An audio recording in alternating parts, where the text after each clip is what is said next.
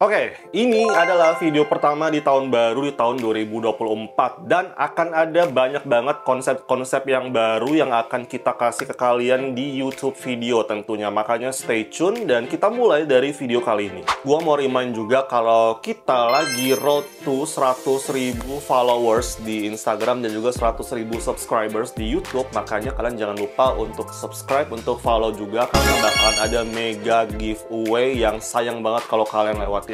Pokoknya kalau kata gua mah yang belum subscribe lah sekarang supaya kalian gak ketinggalan konten-konten yang mungkin kalian gak bakalan lihat di channel-channel yang lain. Kini video ini sebagai video kompilasi produk-produk yang kemarin pada saat liburan gua udah pakai rutin. Makin kesini tuh orang-orang udah makin aware kalau yang namanya skincare itu sangat personal. Jadi yang cocok di satu orang belum tentu juga akan cocok di kulit orang lain. Begitu pula sebaliknya, yang gak cocok di si A belum tentu bakalan nggak cocok juga di kulit lu orang.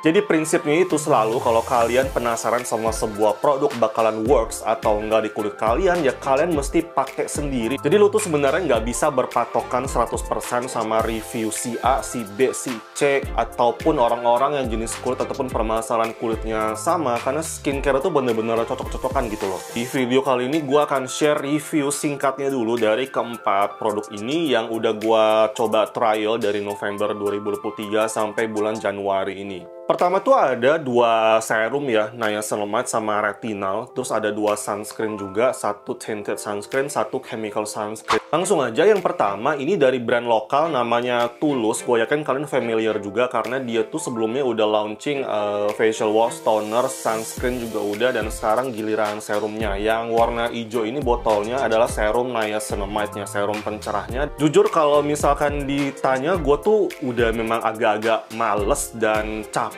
dan jenuh juga sama produk-produk skincare yang baru-baru bermunculan ini. Kayak dari brand-brand lokal itu kan banyak banget. Tapi gue ngasih satu pengecualian buat brand ini, buat Tulus, karena ternyata konsep yang mereka bikin itu tuh serum yang out of the box. Karena kenapa? Karena di formulasinya itu mereka nggak pakai 10% niacinamide yang biasanya bikin orang-orang jadi iritasi. Untungnya mereka pakai 5% niacinamide, ada zinc PCA-nya juga, sama ada alpha-arbutin. But don't get me wrong, pasti ada aja orang-orang di luar sana yang kulitnya badak yang memang cocoknya itu sama yang formulasi serum niacinamide yang sampai 10% niacin gitu kan. Tapi menurut gua 5% ini udah lebih dari cukup untuk pemakaian setiap hari. Karena ingat sekali lagi, itu bukan tentang persentase dari bahan aktif utamanya doang yang jadi nilai jual dari sebuah produk sebenarnya. Jadi di dalam formulasi itu kan juga ada ingredients buat nge-boost cara kerja dari si bahan aktif utama itu tadi. Dan kalau kalian selama ini mendambakan serum niacinamide, serum pencerah yang all in one, tapi nggak mau yang heavy, nggak mau yang thick texture-nya, maunya itu yang enteng, yang airy finish, yang nggak berat, nggak lengket di kulit,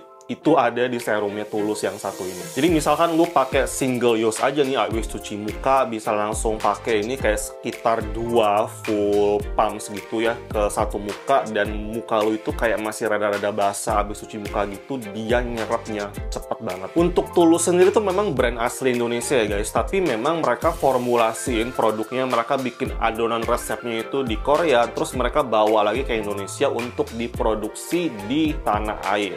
Itu tadi adalah dari niacinamide dan alpha-arbutin untuk serum pencerah. Sekarang untuk serum anti-aging, ini yang lumayan banyak kalian request punyanya For Skin Sake setelah gua kemarin jadiin sunscreen yang mereka sebagai salah satu best sunscreen lokal tahun 2023. Sekarang gua mau ngebahas si serum anti-aging yang lagi naik daun ini.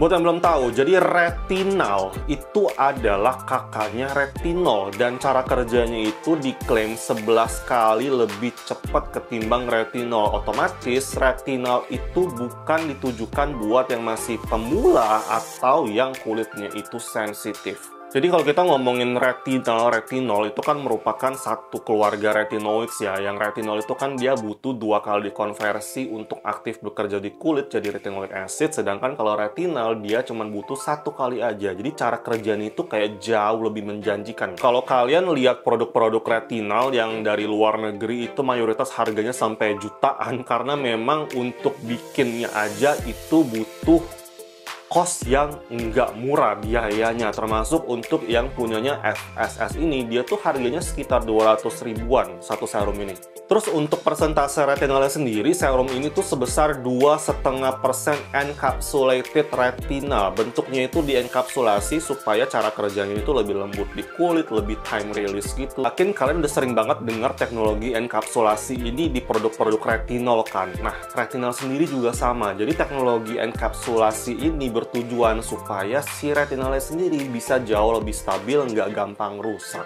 Dan lebih kurang manfaatnya itu sama kayak retinol. Jadi retinol ini tuh juga bisa buat bantu perbaiki tekstur kulit yang lagi geradakan, beruntusan, sama buat apa ya, memperlambat tanda-tanda penuaan dini kayak misalkan garis halus, kerutan, terus bisa untuk merawat kekencangan ataupun elastisitas kulit juga. Cara pakainya pun sama kayak retinol. Jadi untuk retinol sendiri juga hanya disarankan sehari sekali aja, which is di malam hari pas sebelum tidur. Untuk pengalaman pemakaiannya itu menurut gua ini kayak semacam serum in lotion gitu teksturnya. Dia nggak seencer serum pada umumnya, tapi juga nggak sekental krim gitu di tengah-tengah lah ya, kayak lotion gitu. Dan warnanya memang kuning pekat. Tapi sebenarnya ya warna kuningnya itu bukan sesuatu yang buruk ya. Jadi warna kuning kalau retinoids itu kayak gua lebih yakin kalau serum ini beneran pakai retinal gitu. Makanya dari awal gua pakai, kalau misalkan diaplikasikannya itu kebanyakan, warna kulit gua itu bakalan jadi kayak yellowish, kayak kekuningan gitu loh, dan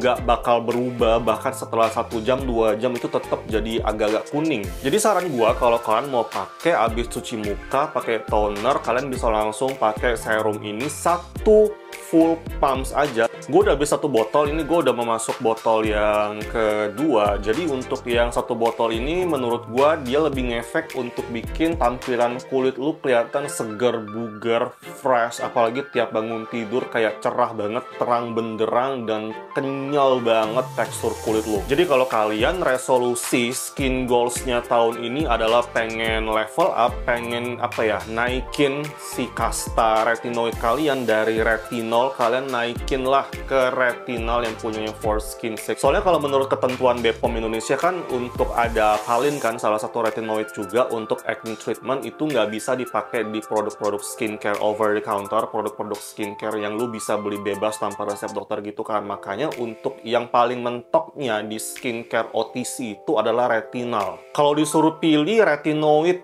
HPR atau retinal yang lebih mantep, lebih kenceng gitu ya, gue jelas pilih retinal. Lanjut, kita sekarang masuk ke sectionnya sunscreen. Jadi gue punya 2 sunscreen. Gue bahas dari yang pertama dulu, yang punyanya Something. Ini lagi banyak banget orang-orang ngomongin karena ini adalah salah satu inovasi terbarunya Something di akhir tahun kemarin. Mereka bikin tinted hybrid sunscreen namanya. So basically ini merupakan hybrid sunscreen. Jadi ada physical UV filternya berupa titanium dioxide, sama mereka pakai chemical UV filters juga sekaligus. Dan kenapa disebut tinted? Karena di dalamnya itu dikasih pigment dari pakai iron oxides gitu, sehingga warnanya itu kayak warna-warna foundation atau BB cream. Dan kalau dari klaimnya Something sendiri, untuk warna shades tinted hybrid sunscreen mereka itu ada 12, jadi sama kayak warna cushionnya mereka juga. Dan kalau di skin tone gua itu paling masuk warnanya yang shade Bjorks namanya, dan gua udah nyobain yang Nina, itu terlalu gelap, butter terlalu terang, tapi ini tuh cakep banget, bener-bener skin like, warnanya mirip banget kayak warna kulit gua. Apakah tinted sunscreen itu lebih bagus dari sunscreen yang biasa? Jawabannya menurut gua iya. Jadi sinar matahari itu komponennya kan ada 3 ya. Jadi ada UV, ada sinar tampak, sama ada infrared. Nah, untuk si UV sendiri kan sudah diprotek sama UVA dan UVB, UV filtersnya di sini karena, sedangkan untuk visible light-nya ada sedikit proteksi terhadap blue light-nya itu dari iron oxide. Jadi gini, kalau kalian mau jadiin dia sebagai tinted sunscreen, maka dosisnya itu sama kayak sunscreen yang biasanya. Jadi kalian mesti pakai 2 jari gendut. Gue udah pernah share untuk full reviewnya di Instagram Reels gue. Apply-nya memang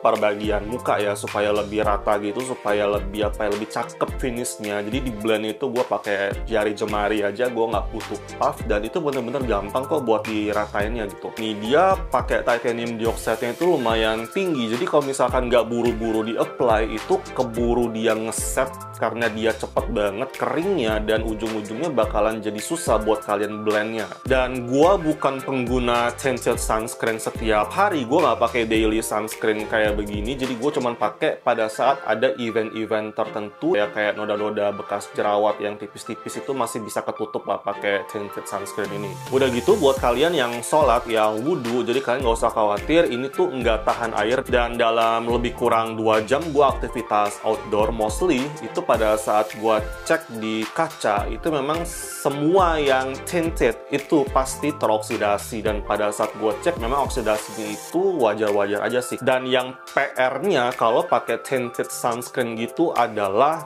cara reapply sunscreen-nya itu yang mostly memang harus cuci muka lagi dari awal, terus kalian apply lagi. Kalau dari klaimnya Something sendiri, finish-nya ini lebih ke natural glow katanya. Menurut gua, dia finish-nya lebih ke matte ya, bikin kulit lu tuh kelihatan apa ya, lebih halus, pori-pori, kayak lebih keisi gitu, dan ringan. Kalau mau dapat efek yang lebih glow up gitu, menurut gua kalian mesti pakai base yang kayak semacam primer gitu, ataupun moisturizer yang bisa bikin finishnya ini tuh bakalan jadi lebih cerah gitu. Dan yang terakhir ini adalah sunscreen yang khusus diformulasin buat kulit cowok dari Pond's Matte. Kulit cowok itu memang lebih berminyak 2 kali lipat ketimbang kulit cewek. Jadi untuk formulasi sunscreennya sendiri memang harus cari yang lebih ringan, lebih cepat meresap. Dan gue yakin cowok-cowok di luar sana juga pada kagak mau pakai sunscreen dan kulitnya jadi makin kayak kilang minyak ya kan, jadi makin berat lagi gitu. Dan untungnya Pond's Matte ini bikinin buat cowok-cowok, ini desainnya juga udah khusus banget, serba hitam, serba maskulin wanginya. Jadi buat kalian udah nggak ada alasan lagi buat malu ataupun segan pakai sunscreen. Dari sekarang buruan kalian protect kulit kalian dari bahaya sinar matahari. Ini jenisnya adalah chemical sunscreen dan di formulasinya itu memang mengandung alkohol. Supaya kenapa? Supaya lebih ringan finishnya, lebih gampang buat diaplikasiin, buat diratain ke kulit, dan supaya jauh lebih adem di kulit cowok yang memang lebih gampang minyakan.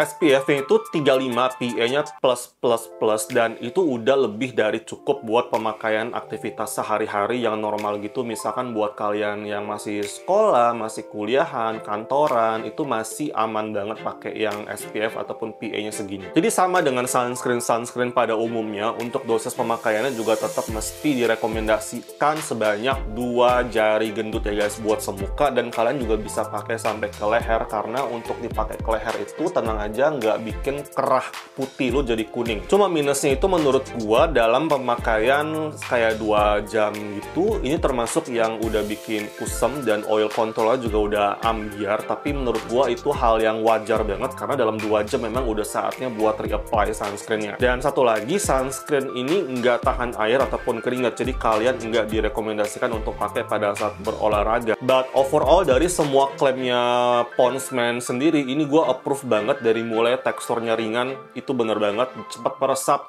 itu approve. Dan yang terakhir adalah ini beneran lu nggak akan merasa kalau lu lagi pakai sunscreen, karena dia nggak ada white cast-nya, dia nggak ada residu di atas kulit lu. Nah, sunscreen ini tuh dia nggak cuman fokus untuk proteksi terhadap radiasi UV dari matahari doang ya guys, tapi juga ada tambahan manfaat dari penggunaan bahan aktif niacinamide-nya untuk bantu mencerahkan dan oil control. So overall buat kalian terutama yang cowok-cowok yang udah gonta-ganti sunscreen dari brand ini itu dan masih juga belum ketemu yang klop yang cocok di kulit kalian, menurut gua kalian ini cobain punyanya Pond's Matte. Menurut gua ini worth it banget. So I think that's all ya guys untuk mini review dari keempat produk ini. Ada yang brand lokal, ada juga brand luar. Nanti kalian pilih aja, kalian komen aja di bawah ini mana yang mau dibikinin untuk full, untuk complete reviewnya. Oke guys, kayaknya gitu aja untuk video mini review 4 produk skincare di awal tahun kali ini. Jika kalian suka, jangan lupa untuk klik like and subscribe, and also don't forget to use your UV protections every single day. So thank you so much for watching. See you next